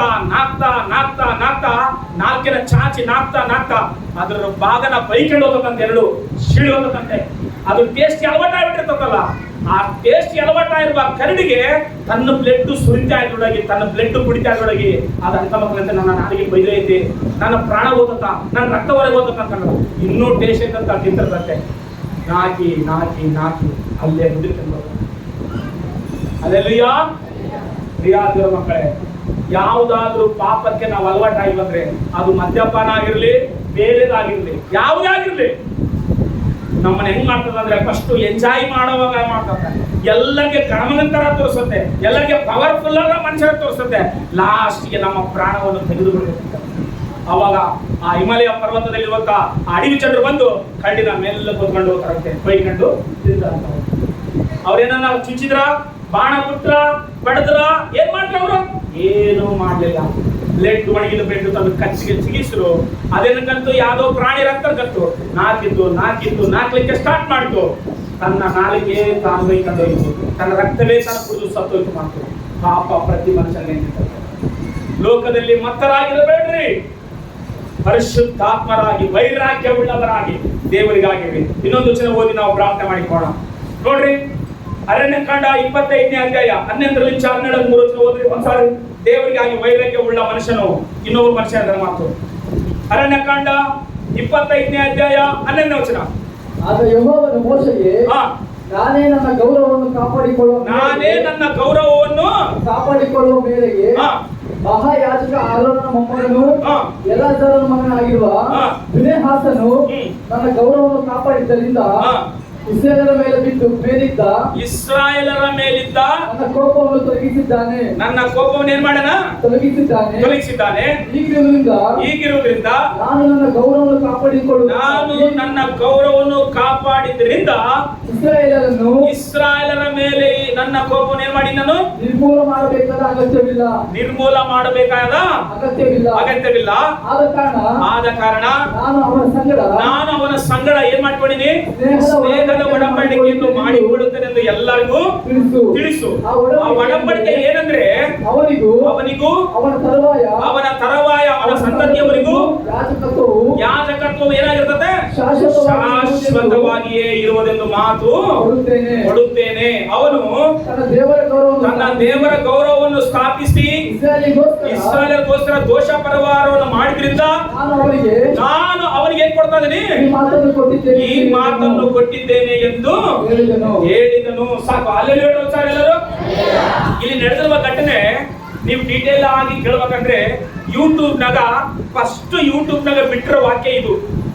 ಇವಾಗ ಏನ್ ವಾಕ್ಯ ಓದಿಸಿ ನಾನು ಯೂಟ್ಯೂಬ್ನ ಫಸ್ಟ್ ಬಿಟ್ಟಿರೋದು ವಾಕ್ಯ ಇದು. ಇದನ್ನ ಡೀಟೇಲ್ ಆಗಿ ನೀವು ನೋಡ್ಬೇಕಂದ್ರೆ ಈ ಆ ಚಾನೆಲ್ ನ ಓಪನ್ ಮಾಡು. ಯೂಟ್ಯೂಬ್ ನಿರ್ವಾತನ ಪ್ರಾರ್ಥನಾ ಮಂದಿರ ಐತಲ್ಲ, ಅದ್ರ ಯಾರ ಬಗ್ಗೆ ಹೇಳಿದ್ವಿ, ಫೀನೆಹಾಸನ ಬಗ್ಗೆ ಹೇಳಿದ ಮಾತು. ಯಾವ ರೀತಿ ಇಸ್ರಾಯೇಲರೆಲ್ಲರೂ ಈ ಜನರ ಹತ್ರ ಹೋಗಿ, ಮಿದ್ಯಾನ್ ಜನರ ಹತ್ರ ಹೋಗಿ ಪಾಪ ಮಾಡಿದಾಗ ಯಾವ ರೀತಿ ದೇವ್ರ ಕೋಪ ಬರ್ತದೋ, ದೇವ್ರ ಕೋಪ ಬಂದಾಗ ಜನರೆಲ್ಲರೂ ಲಬದಿಬ ಅಂತ ಹೇಳಿ ಬಾಯಿ ಬಿಡ್ಕೊಳ್ತಿದ್ರೆ, ಇಸ್ರಾಯೇಲರನ್ನು ಏನ್ ಮಾಡ್ತಂದ್ರೆ ಮಿದ್ಯಾನರ ಸ್ತ್ರೀನ ತನ್ನ ಗುಡಾರ ಕರ್ಕೊಂಡ್ಬಂದು ಅವರೆಲ್ಲರೂ ಹೋಗಿ ಪಾಪ ಮಾಡಿ ಹೋದಾಗ ಎಲ್ಲರೂ ಮೌನವಾಗಿ ಕುತ್ಕೊಂಡು ಅಳ್ತಾ ಇದ್ರೆ, ಗೋಡೆ ಆಡ್ತಿದ್ರೆ, ಕಣ್ಣಿನ ಸುರಿಸಿದ್ರೆ, ಎಲ್ಲರ ಮನೆಗಳಲ್ಲಿ ಮರಣ ನಡೀತಾ ಇದ್ರೆ, ಇವನು ಮಾತ್ರ ಆಯನ ಹತ್ರ ಪಲ್ಲಂಗಿ ಆಟ ಆಡ್ತದ ಮಾತು. ಅದಕ್ಕೋಸ್ಕರ ಫೀನೆಹಾಸನು ಜನರ ಮಧ್ಯದಲ್ಲಿ ಎದ್ದು ಈಟಿಯನ್ನು ತೆಗೆದುಕೊಂಡು ನಿಂತುಕೊಂಡು ಅವ್ರು ಎಲ್ಲಿ ಹೋಗ್ತಾರೆ ಅವ್ರ ಹಿಂದೆ ಹೋಗಿ ಇಬ್ಬರನ್ನ ಒಂದೇ ತಿವಿದು ಸಾಯಿಸ್ತಾನ ಮಾತು. ಫೀನೆಹಾಸನು ರಾಜ ಅಲ್ಲ, ಫೀನೆಹಾಸನು ಯಾಜಕತ್ವ ವಹಿಸುವಂತ ಜನರೇಷನ್ ಅಲ್ಲಿ ಇರುವಂತಹನು. ಫೀನೆಹಾಸನು ಕತ್ತಿ ಹಿಡಿಬಾರ್ದು, ಫೀನೆಹಾಸನು ಧೂಪ ಹಿಡ್ಕೋಬೇಕು, ಫೀನೆಹಾಸನು ಯಜ್ಞ ಇಟ್ಕೋಬೇಕು, ಫೀನೆಹಾಸನು ಕತ್ತಿ ಹಿಡಿಬಾರ್ದು. ಆದ್ರೆ ದೇವರ ಪಕ್ಷ ನಿಂತುಕೊಳ್ಳಿಕ್ಕಾಗಿ ಯಜ್ಞ ವೇದಿ ಬಿಟ್ಟು ಧೂಪ ಬಿಟ್ಟು ಕತ್ತಿ ಹಿಡ್ಕೊಂಡು ನಿಂತಾಗ ಮಾತು. ಯಾರ ಗೌರವ ಕಾಪಾಡಕ ಹೇಳಿ, ಯಾರ ಗೌರವ ಕಾಪಾಡಕ? ದೇವರ ಗೌರವ ಕಾಪಾಡಕ. ಅವಾಗ ಎದ್ದು ಈಟಿ ತಗೊಂಡು ಅವ್ರಿಬ್ಬರನ್ನ ಸಾಯಿಸನ. ಒಂದೇ ಏಟಿಗೆ ಸತ್ತು ಕೂಡಲೇ 24,000 ಜನರು ಹತರಾಗಿ ಹೋದಂತ ಬೈಬಲ್ ಮಾತು. ಎಷ್ಟಾರು ಜನರು? 24,000. ಇದಕ್ಕ ಆ ಪಾಪ ಮಾಡಿದಕ್ಕಂತ ಬೈಬಲ್ ಮಾತು. ಯಾವಾಗ ಫೀನೆಹಾಸನು ಹೋಗಿ ಅವರಿಬ್ಬರನ್ನ ಸಾಯಿಸನು. ಇಲ್ಲಿ ಮುಂದಕ್ಕೆ ಹೋದ್ರು ವಾಕ್ಯ ಸ್ವಲ್ಪ 25ನೇ ಅಧ್ಯಾಯ, ಅರಣ್ಯಕಾಂಡ 25ನೇ ಅಧ್ಯಾಯ 14ನೇ ವಚನ ಓದು ಒಂದ್ಸಾರಿ. ಆ ಮಿದ್ಯಾನ್ ಸ್ತ್ರೀಯೊಡನೆ ಅಥವಾ ಅವನ ಹೆಸರು ಜಿಬ್ರಿ, ಅವನು ಸಿಮೆಯೋನ್ ಕುಲದವರಲ್ಲಿ ಗೋತ್ರ ಪ್ರಧಾನನಾದ ಸಾಲು ಎಂಬವನ ಮಗ. 8ನೇ ವಚನ ಓದು ಸ್ವಲ್ಪ. 7, 8 ಓದಪ್ಪ. ಕೂಡಲೇ ಮಹಾಯಾಜಕನಾದ ಆರೋನನ ಮೊಮ್ಮಗನು ಎಲ್ಲಾಜಾರನ ಮಗನಾದ ಫೀನೆಹಾಸನು ಸಭೆಯ ನಡುವೆ ಇದ್ದೆದ್ದು ಈಟಿಯನ್ನು ಕೈಯಲ್ಲಿ ಹಿಡಿದು ಆ ಇಸ್ರಾಯೇಲನ ಹಿಂದೆ ಹೋಗಿ ಅವನ ಮಲಗುವ ಕೋಣೆಯನ್ನು ಹೊಕ್ಕು ಅವರಿಬ್ಬರನ್ನ ಅಂದ್ರೆ ಆ ಇಸ್ರಾಯೇಲನ ಆ ಸ್ತ್ರೀನ ಒಂದೇ ಏಟಿನಿಂದ ಹೊಟ್ಟೆಯಲ್ಲಿ ತಿವಿದು ಕೊಂದನು. ಆಗ ಇಸ್ರಾಯೇಲ್ ಉಂಟಾದ ವ್ಯಾಧಿ ನಿಂತುಕೊಂಡು ಹೋಯಿತು. ಆ ವ್ಯಾಧಿಯಿಂದ ಎಷ್ಟು ಜನ ಸತ್ತೋಗ್ಯಾರ? 24,000 ಮಂದಿ ಸತ್ತೋಗ್ಯಾರ. ಹಲ್ಲೆಲೂಯಾ. ಅಲ್ಲಿಗೆ ಅಷ್ಟು ಜನ ಸತ್ತೋಗ್ಯಾರ. ಫೀನೆಹಾಸನು ಏನ್ ಮಾಡಿದ ಗೊತ್ತಾ? ಕ್ರಮ ಕೈಗೊಂಡಿದ್ದಕ್ಕೋಸ್ಕರವೇ ಅಲ್ಲಿಗೆ ಸ್ಟಾಪ್ ಆಯ್ತು ರೋಗ ವ್ಯಾಧಿ. ಇಲ್ಲದೆ ಹೋದ್ರೆ ಇನ್ನು ಎಷ್ಟು ಸಾವಿರ ಜನ ಸಾಯ್ಬೇಕಾಯ್ತು. ಯಾಕಂದ್ರೆ ಇವರು ಐಗುಪ್ತ ದೇಶದಿಂದ ಕಾನಾನ್ ದೇಶಕ್ಕೆ ಹೋಗ್ತಾರ. ಹೋಗುವ ಸಂದರ್ಭದಲ್ಲಿ ಏನ್ ಮಾಡ್ಯಾರಂದ್ರೆ ಒಬ್ಬ ಮನುಷ್ಯನ ಬಂದ ಮಾತು. ಯಾರು ಗೊತ್ತಾ? ಬಾಲಾಕ ರಾಜ ಬಂದು ಬಿಳಾಮನ ಪ್ರವಾದನೆ ಕರೆದಿನ. ಇಸ್ರಾಯೇಲ್ ಜನರು ನಮ್ಮ ದೇಶ ದಾಟಿ ಹೋದ್ರೆ ನಮ್ಮ ದೇಶದಲ್ಲಿ ಒಬ್ರು ಉಳಿಯಂಗಿಲ್ಲ, ನೀನ್ ಅವ್ರನ್ನ ಸತಿಸಂತ ಮಾತು. ಸತಿಸಕ ಬಾಳ ಬಿಳಾಮನ ಹೋದ್ರೆ ದೇವ್ರು ಹೇಳ್ತಾನೆ, ನನ್ನ ಪ್ರಜೆಗಳು ನೀನ್ ಸತಿಸ್ಬೇಡ ಅಂತ ಮಾತು. ಬಿಳಾಮನ ಹೋಗ್ತಾ ಏನ್ ಮಾಡ್ತಾ ಗೊತ್ತಾ? ಇವ್ರನ್ನ ಯಾರು ಮುಟ್ಟಕ್ ಹಾಕಲ್ಲ, ಇವ್ರಿಗೆ ಒಂದು ಪ್ಲಾನ್ ಮಾಡ್ಬೇಕಂತ ಹೇಳ್ತಾನ. ಏನ್ ಪ್ಲಾನ್ ಹೇಳಂತಾನ ಬಾಲಕರಿಗೆ? ಏನ್ ಪ್ಲಾನ್ ಮಾಡ್ಬೇಡ, ನಿಮ್ಮೂರ ಜಾತ್ರೆ ಮಾಡು, ನಿಮ್ಮೂರಾಗ ಹಬ್ಬ ಮಾಡು, ಕುರಿಗಳು ಕೊಯ್ಯಿ, ದನಗಳು ಕೊಯ್ಯಿ, ಮದ್ಯಪಾನ ತರಿಸು, ನಿಮ್ ಹುಡುಗರ ಡ್ಯಾನ್ಸ್ ಮಾಡಿಸು ಅಷ್ಟೇ. ಅಲ್ಲೇ ನೋಡ್ರಿ ಅಂತಂದ್ರು. ನೀವೇನು ಬಡಿಬಾಡ್ರಿ, ಕಿವಿಬಾಡ್ರಿ, ಹೊತ್ಕೊಬಾಡ್ರಿ, ಏನ್ ಮಾಡ್ಬಾಡ್ರಿ, ನಿಮ್ಮೂರ ಜಾತ್ರೆ ಮಾಡು. ನಿಮ್ಮೂರ ಜಾತ್ರೆಗೆ ಕುರಿಗಳು ಕೊಯ್ಯಿ, ಕೋಣಗಳು ಕೊಯ್ಯಿ, ಎತ್ತುಗಳು ಕೊಯ್ಯಿ, ಎಲ್ಲ ಕೊಯ್ದು ಅಡಿಗೆ ಮಾಡು, ಮದ್ಯಪಾನ ತಂದಿಡು, ಒಳ್ಳೆ ಬ್ರಾಂದಿ ಬಾಟೆಗಳು ತಂದಿಡು. ನಿಮ್ಮ ಹೆಣ್ಣು ಮಕ್ಕಳನ್ನ ಯವರಸ್ಥರು ಕರ್ಕೊಂಡ್ಬಂದು ಡ್ಯಾನ್ಸ್ ಮಾಡಿಸೋರು. ಅವ್ರು ಬೇರೆ ಸ್ವಲ್ಪ ಪಾಪಕ್ಕ ನಿಂತ್ಕೊಳ್ತಾರೆ. ಯಾವಾಗ ಪಾಪ ಮಾಡ್ತಾರೋ ಅವರ ದೇವರು ಭೂಮಿಗೆ ಇರ್ತದೆ. ಹಲ್ಲೆಲೂಯಾ. ಯಾವಾಗ ಪಾಪಕ್ಕೆ ಇವರು ಬೇರೆ ಸಂಪಡ್ತಾರೋ ಅವರು ದೇವರು ಭೂಮಿಗೆ ಇವ್ರನ್ನ ನಾಶ ಮಾಡ್ತಾರ. ಇವ್ರನ್ನ ಯಾರು ಮುಟ್ಟಕ್ಕೆ ಹಾಕೊಂಡ್ತಾರ? ಯಾರು ಗೊತ್ತಾ? ಬಾಳ ಬಿಳಾಮನ ಕೊಡುವಂತ ಸೊಲ್ಯೂಷನ್. ಅವಾಗ ಅದೇ ಪ್ಲಾನ್ ಮಾಡ್ತಾರ ಬಾಲಕ ರಾಜ. ಅದೇ ಪ್ಲಾನ್ ಇಂದ ಅವ್ರೆಲ್ಲರೂ ಜಾತಿಗೆ ಹೋಗಿ ಪರಿಚಯ ಹೋಗಿ ಎಲ್ಲ ಅವ್ರ ಹತ್ರ ಕಲ್ತು ಪಾಪ ಮಾಡ್ತಾರ. ಪಾಪ ಮಾಡಿದಕ್ಕೋಸ್ಕರವೇ ರೋಗ ಎಲ್ಲರ ಮನೆಗೆ ನೆಟ್ಕೊಂಡ. ಅಂತ ಪರಿಸ್ಥಿತಿ ಎಲ್ಲರೂ ಗುಡಗಳಲ್ಲಿ ಲವ ಬಾಬಾ ಇಟ್ಕೊಂತಾರೆ. ಎಲ್ಲರ ಮನೆಯಲ್ಲಿ ಮರಣ. ಅದಕ್ಕೋಸ್ಕರ ಬಾಯಿ ಪಡ್ಕೊಂತಾರೆ. ಏನ್ ಮಾಡ್ಬೇಕೇವೆ ಅಂತ ಹೇಳಿ ಕಣ್ಣೀರು ಸುರಿಸಿ ಆಳ್ತಾ ಇದ್ರೆ ಮೆಲ್ಲಕ್ಕೆ ಯಾರಿಗೆ ಕಾಣ್ಲಾರ್ದಾಗ ಒಬ್ಬ ಬಂದಿರ್ ಮಾಡ್ತಾರೆ. ಅವ್ರಿಗೆ ಕಾಣ್ಲಾರ್ದಾಗ ಒಬ್ಬ ಮಿದ್ಯಾನ ಸ್ತ್ರೀಯನ. ಯಾರ ಸ್ತ್ರೀಯನಮ್ಮ? ವಿದ್ಯಾರ್ಥಿನ ಕರ್ಕೊಂಡ್ಬಂದು ಮೆಲ್ಲಕ ಮನ್ಯಾಗ ಅವೆಲ್ಲದ ಯಾವನ್ ಮಾಡಿದ್ದ ಕರ್ಮ ಯಾವ ಮಾಡಿದ ಪಾಪ ಹೋಗ್ಬೇಡ, ನಾವಿಬ್ರು ಗೋವನ್ ಮಾತು ಕರ್ಕೊಂಡ ಅಂತಾರೆ. ಇಸ್ರಾಯೇಲನು ವಿದ್ಯಾರ್ಥಿ ಕರ್ಕೊಂಬಂದು ಅವ್ರು ಕೂಡ ಕರ್ಕೊಂಬಂತೆ. ಅವ್ರು ಕೂಡ ಕರ್ಕೊಂಬಂದು ಬೀನ್ಯಾಸ ನೋಡಿನಂತೆ, ಇನ್ನ ತಡ್ಕೊಳಕ್ ಆಗಿಲ್ಲ ಸಿಲಿ ಎತ್ತಿರಂತೆ ಈಟ್ಕರಂತೆ. ಯಾವ ಮನೆಗೆ ಹೋಗಿ ಮಕ್ಕಮ ಹೋಗಿರೋ ಹಂಗೆ ಇಬ್ಬರಿಗೆ ಒಂದೇ ಸಲ ತಿಗುದು ಹಂಗೆ ನೆಲ ಕಟ್ಸ್ಬಿಡಂತೆ. ಅವ ನಿಂತ್ಕೊಳ್ಳಂತೆ ಹಾಗಾಗಿ ಅಲ್ಲೆಲ್ಲಿ ಹೇಳೋದು ಸಾರಿ. ನಮ್ ದೇವ್ರು ನಿನ್ನ ನೋಡಿ ನೋಡಿ ನೋಡಿ ನೋಡಿ ನೋಡಿ ನೋಡಿ ನೋಡಿ ನೋಡಿ ಸುಮ್ಮನೆ ತಡ್ಕಬೇಡ. ದೇವ್ರಿಗೆ ಉಗ್ರತೆ ಬಂದ್ರೆ ಆತನ ರೂಪ ಯಾರ ಮೇಲೆ ನೋಡಕ್ ಆಗ್ತಲ್ಲ. ನಿಮ್ ಮನೆಯಾಗ ಎಲ್ಲರೂ ಸುರಕ್ಷಿತವಾಗಿರ್ಬೇಕಾ? ದೇವರಿಗೆ ಭಯಪಡು, ದೇವರಿಗೆ ಭಯಪಡು. ಯಾವಾಗಲೂ ದೇವರ ವಾಕ್ಯಕ್ಕೆ ಭಯಪಡು. ಇಲ್ಲಿ ಪಾಸ್ಟ್ರು ಅಲ್ಲ ನಿಮ್ಮನ್ನು ನೋಡಿ ಯಾವಾಗಲೂ ಎದುರಿಸೋದು. ದೇವರು ಆತನ ಕನಿಕರ, ದೇವರು ಆತನ ದಯನ ಮೇಬೇಕು. ನಾವು ಪಾಪ ಮಾಡಿ ಯಾರಿಗೆ ಗೊತ್ತಿಲ್ಲದಾಗ ಮೇಂಟೈನ್ ಮಾಡ್ಬೋದು, ಪಾಪ ಮಾಡಿ ಯಾರಿಗೆ ಗೊತ್ತಿಲ್ಲದಾಗ ಮುಚ್ಚಾಕ್ಬೋದು, ಪಾಪ ಮಾಡಿ ಎಲ್ಲರಿಗೆ ಎದುರಿಸಾಗಿ ನಿಲ್ಲಿಸ್ಕೊಳ್ಬೋದು. ನಾನು ಏನ್ ಮಾಡಿ ನಾನು ಕೇಳ್ಬೋದು. ನಿನ್ನ ನಂಗನಾಚೆ ಬದುಕು ದೇವ್ರಿಗೆ ಗೊತ್ತು ಅಲ್ಲ. ನಾವು ಮುಚ್ಚಿಟ್ಕೊಳ್ಬೋದು ಎಲ್ಲರೂ. ಏನಾಗ್ತದ ಏನ್ ಹಾಕ್ತಾರ ಒಂದೇ ಸಲ ಒಪ್ಕೊಂಡು ಹೋಗ್ತಾನೆ ಎಲ್ಲ ಅಲ್ಲೆಲ್ಲಯ್ಯ. ಮತ್ತೆ ನೀನ್ ಸಿಗಾರ ಕಲಸಲಿ ಯಾರು ಹಂಗ ಒಪ್ಕೊಂಡು ಹೋಗ್ತಾನ. ವಿನಾಸನ ಎದ್ದು ಪರಿಚಿತ ತಿಳಿದುಕೊಳ್ಳೆ. ವಿನಾಸ್ ಯಾಜಕತ್ವ ನಿನ್ನ ವಂಶದವರಿಗೆ ಪ್ರತಿವಲ್ಲಕ್ಕೆ ಅಂತ ಎದು ಗೊತ್ತಾ? ನನ್ನ ಗೌರವ ನಿರ್ಮಾಡಿಗೆ ಕಾಪಾಡಿಗೆ. ಭಯ ಇಲ್ಲದಂತ ಜನರ ಮಧ್ಯದಲ್ಲಿ ನೀನಿದ್ರು ನನಗೆ ಭಯ ಪಟ್ಟಿ ಅಂತ ಏನಂತೆ. ಅಲ್ಲೆಲ್ಲಿ ಹೇಳುವ ಸಾರಿ. ಜನರೆಲ್ಲರೂ ಯಾರಕ್ಕೆ ಭಯ ಪಡ್ತಾರೆ ಅದಕ್ಕೆ ಭಯ ಪಡಬೇಡ. ಉಪ್ಪರ್ ಭಗವಾನ ಹೇ ಯಾರದ ನ್ಯಾಯ ಮೇಲೆ ದೇವರ ಆತು ಭಯಪಡು. ಇವರೆಲ್ಲರಿಗೆ ಭಯಪಡಬೇಡ, ಆತು ಭಯಪಡು. ಇವ್ರನ್ನ ಗೌರವಿಸು, ನಿನ್ನ ಪಕ್ಷ ದೇವರಿರ್ತಾರೆ ಅಷ್ಟೇ. ಆಮೇಲೆ ಹೇಳೋದು ಸರಿ. ಅದಕ್ಕೋಸ್ಕರ ಅವ್ರೇನಂತಾರ ಇವ್ರೇನಂತಾರ ಎಲ್ಲರಂತಾರ ಪುಣ್ಯಕೋಲ. ಯಾರು ಏನ್ ಕಮ್ಮಕ್ಕಲ್ಲ, ಯಾರು ಏನ್ ಮಾಡಕ್ಕಲ್ಲ. ಇರೋ ತಕ್ಕನ ಅಷ್ಟೇ ನಿನ್ ಬಗ್ಗೆ ಮಾತಾಡ್ತಾರೆ. ನೀನ್ ನಿಯತ್ತಾಗಿ ಬದುಕು, ನೀನ್ ನೀತಿವಂತನಾಗಿರು. ನಿನ್ ಪಕ್ಷ ದೇವ್ರು ಬರ್ತಾನೆ ಅಷ್ಟೇ. ವೈರಾಗ್ಯವಾಗಿರು. ಯಾವ ಹೇಳ್ತಲ್ಲ, ನನ್ನ ಪಕ್ಕದಲ್ಲಿ ಬಂದು ಇವತ್ತು ನೀನ್ ನಿಂತಿಲ್ಲ, ಆ ಬಾರನ ಸಂತಾನದವರು ಒಬ್ಬರನ್ನ ಬಿಟ್ಟರೆ ಕೇಳಂತೆ. ಎದು ಗೊತ್ತಾ? ದೇವಗಳನ್ನ ಆಲ್ರೆಡಿ ಇವರು ಸಂತತಿನ ಒಬ್ಬರು ಓಡಿಸ್ಬೇಡ. ಎದು ಗೊತ್ತಾ? ನಮ್ಮ ಪ್ರಜೆಗಳನ್ನ ಪಾಪ ಕಟ್ಟೆ ಪ್ರಿಯ ದೇವ್ರ ಮಕ್ಕಳೇ, ಎಲ್ಲ ಗಮನ ಕಳ್ಸ್ಕೊಡ್ರಿ. ಎಷ್ಟು ಫಾಸ್ಟ್, ಎಷ್ಟು ಕಡಕವಾಗಿ ನಿಮ್ಮನ್ನ ಬೆದರಿಸಿ ಎದುರಿಕಲ್ಲ ಗೊತ್ತಾ? ನೀವು ಒಂದು ದಿವಸ ದೇವರು ಅಲ್ಲೆಲ್ಲ ಹೇಳ್ರಿ ಸರ್. ಎಲ್ಲರೂ ನೀವೆಲ್ಲರೂ ನರಕಕ್ಕೆ ಹೋಗ್ಬಾರ್ದು, ದೇವರ ಮುಂದೆ ನಿಂತ್ಕೊಳ್ಬೇಕು. ಇಷ್ಟು ವರ್ಷ ಮಾಡಿದ ವ್ಯಕ್ತಿ ಬರ್ತಾ ಹೋಗ್ಬಾರ್ದು. ಭಯ ಪಡ್ಬೇಕಾದ್ರು ದೇವರ ವಾಕ್ಯಕ್ಕೆ, ಭಯ ಪಡ್ಬೇಕಾದ್ರು ದೇವರಿಗೆ. ನಮ್ ದೇವರು ನೋಡಿರ್ತಾರ ಇಲ್ಲ. ನೀನು ಮನಸ್ಸು ಮಾರ್ಸ್ಕೊಂತ ಏನಂತ ಕಾಯ್ತಿರಂತೆ, ನೀನು ಬದಲಾಗ್ತಂತ ಕಾಯ್ತಿರ ದೇವರು. ನಿನ್ನ ಆಟ ಗೊತ್ತಿಲ್ಲ ಅನ್ಕೋಬೇಡ. ನನ್ನ ದೇವ್ರಿಗೆ ಗೊತ್ತಿದ್ದು ಕೂಡ ನಿನ್ನ ಬದಲಾಗ್ತಿ ಅಂತ ಕಾಯ್ತಿರ ಅಷ್ಟೇ. ಆತ ಬದಲಾಗತಕ್ಕ ನೀನು ಬದಲಾಗಲಾರ್ದಂಗೆ ಇರಕ್ ಹೋಗ್ಬೇಡ. ನೀನು ಇವತ್ತೇ ಬದಲಾಗ. ಎದ್ದುಕೋಣ, ಪ್ರಾರ್ಥನೆ ಮಾಡಿಕೊಳ್ಳೋಣ. ದೇವರಲ್ಲಿರುವ ನನ್ನ ವೈರಾಗ್ಯವನ್ನು ನೋಡಂತ ಮಾತು ಯಾಕು ಶತ್ರುಕ್ ಮೇಷಕ ಅಬೇದ್ನೆಗೋ ಹೇಳ್ತಾರೆ, ನೀನ್ ನಿಲ್ಲಿಸಿರುವ ವಿಗ್ರಹನ ಮುಖದ ಬೆಂಕಿ ಕತ್ಯ ಹಾಕು, ನಾವು ನಿಂತ್ಕೊಳ್ಳೋದಷ್ಟೇ ಅಂತ ಮಾತು. ಏನು ಹೇಳ್ತಾನೆ? ಎಷ್ಟು ನಿಂತಾಗ ಎರಡು ಮಾತು ನೋಡು, ಎರಡು ಸ್ವಭಾವಗಳು ಇವತ್ತೇ ಯೆಹೋವ ದೇವರಾದ್ರೆ ಇವತ್ತೇ ನಿಂತ್ಕೊಂಡ್ರೆ ಅಂತೇಳಿ ಪ್ರಾರ್ಥನೆ ಮಾಡೋಣ. ಆಕಾಶದಿಂದ ಬೆಂಕಿ ಬಂದು ಯಜ್ಞಗಳನ್ನು ದಹಿಸಾಕಿ ಅವಾಗ ಹಾಲು ಬಿದ್ದರಂತೆ. ಯೆಹೋವ ದೇವರು ನಾವು ಅನೇಕ ಕಳಿಸಲಿ. ಏನ್ ಮಾಡ್ತಾನ ದೇವ್ರು? ಕೆಟ್ಟವರೆಲ್ಲ ನಿನ್ನ ಚೆನ್ನಾಗದಿರ. ನಾವು ಭಕ್ತಿ ಮಾಡಿ ಇನ್ನು ನಾವು ಸೋತಾಗ್ಬಿಟ್ಟು ಅನ್ಕೋಬೇಡ. ನನ್ನ ದೇವರು ಕೇಳ್ತಾನೆ ನಮ್ಮ ಪ್ರಾರ್ಥನೆ. ನನ್ನ ದೇವರು ನಿಮ್ಮ ಮಕ್ಕಳನ್ನ ಕಾಪಾಡ್ತಾನೆ. ಎಷ್ಟು ಆಳಕ್ಕೆ ಇಳಿದ್ರು ಬಿಡಂಗಿಲ್ಲ ನನ್ನ ದೇವರು ನಿಮ್ಮ ಮಕ್ಕಳ ಮೇಲೆ ಕೆತ್ಕೊಳ್ತಾನೆ. ದೇವರಿಗೆ ತಿರುಗಿ ಬಿಡಬೇಡ, ದೇವ್ರ ವಿರುದ್ಧವಾಗಿ ನಿಂತ್ಕೋಬೇಡ. ಯಾವಾಗಲೂ ವಿಧಿಯನಾಗು.